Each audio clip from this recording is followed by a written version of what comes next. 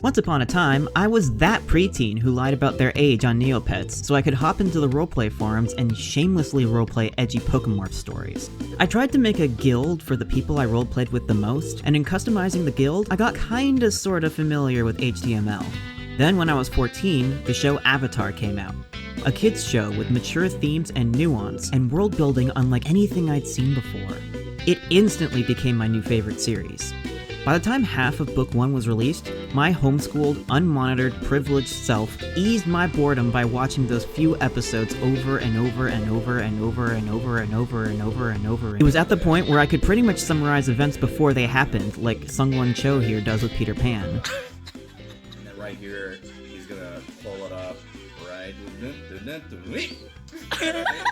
When you overconsume something to such an extent, you start to notice some interesting things. Stuff about the animation that might not have registered before. Stuff like, hello? Sir, are you okay? Dude, what is happening? It was then that I was inspired to try and make my own website, where I would list all the weird oddities and bloopers that I noticed about the show. There were a lot of free web hosting sites that made design easy for those who couldn't code, but this didn't stop me from using my rudimentary knowledge from Neopets and making something utterly atrocious looking. From what I recall, I used very dark shades of blue, red, green, or yellow, and then the text and borders would be in bright blues, reds, greens, and gold. And the font that I chose was Comic Sans. This was before I knew that Comic Sans was considered a bad font. But even if I had known, I might have just doubled down on Comic Sans being appropriate. You see, at this age, I was the epitome of lol so random. This was in the same era where my Yahoo email's customizable signature was dark red font, in all caps, with bright red highlight and the words, "Fire Nation bones you!" The levels of chaos in my blood were astronomical, and I channeled that into this website. For example, I was very close to being able to call my Avatar Bloopers site the ABC, and I got very, very butthurt about it. Until I decided I didn't care and just misspelled site on purpose. So yeah, for those wondering why my Gmail is Ed of the ABC, it's 100% the legacy of a dorky 14-year-old. I originally got this Gmail account for the purpose of getting blooper submissions from other people, and I did get a surprising number of those. I remember I had one of those goofy view counters on the front page in some kind of Matrix aesthetic, and I remember being stunned by how many people actually visited the website. But this was mid-2000s internet. I have a hard time with numbers and scaling within context even now, so the number that I thought was shockingly big could be anywhere from 100 to 100,000. God, I wish my memory was better. I didn't just list bloopers on the site though. I ran popularity tournaments for the characters, and called it the Ultimate Character Elimination Game, aka UKEG. It was just an excuse to have fun with the voting plugins. I'd have characters from all parts of the story, from Zuko to a pirate to foaming guy to random pottery man. It should not be surprising that my social media of choice is Tumblr. I wrote one-liner taunts that the characters said to each other, which is how I knew that someone genuinely tried to rip me off on their website, like, not just the concept of UKEG, because that's just tournaments, but they stole the lines of dialogue that I gave the characters. But then they also gave those lines to different characters?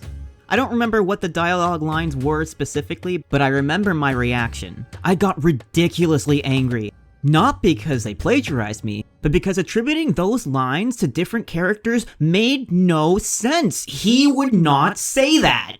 What I'm most proud of about this website is the first time I made a theory essay for a fandom I was in love with. A theory that I called the Ebilshi theory.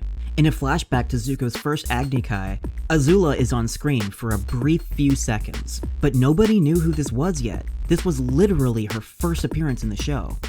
At that point, as a homeschooled kid, I'd never had to write an essay a single day in my life. But when I shared my theory that this random person was Zuko's sister, the folks I knew in real life shut me down pretty quickly. So I wanted it written in stone that I knew all along, for whenever it was confirmed. This shot was only a handful of frames, but it still gave us a lot of clues. She's present for Zuko's Agni Kai, she seems to be enjoying it, she seems to be around Zuko's age, and she was wearing clothing that was already established as royalty clothing. I also noted and compared the hair ornament that Avatar Roku had with her hair ornament. Hair ornaments like that with the Fire Nation symbol seems to imply some level of importance, and I just needed whatever evidence I could scrounge up, so I could really rub this into the face of doubters. She had to be related to Zuko, and from her personal investment, something about it just screamed sister to me. Since we didn't have a name for her yet, and she was gleefully smiling at someone getting their face burned off, I called her Eebelshi. Why would I ever want to spell or pronounce anything correctly if people still know what I'm saying? The point of words is to communicate, and if words get messaged different way, then result is same but funner. This website is something I made nearly 20 years ago. And I guess the reason I want to talk about it now is, well, the live action for one thing. But also, when I think about it, that version of me who was confident enough to show his excitement to the world and didn't care how weird or cringy he was, I want to be more like that kid again. Life is too short to worry about what other people think of what you're doing and what you're passionate about.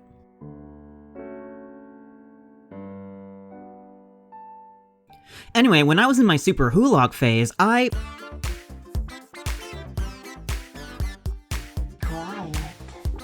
Well, I don't mean stop breathing, but don't exactly do a big dance number either. Now, that's almost exactly the kind of thing I was saying you shouldn't do.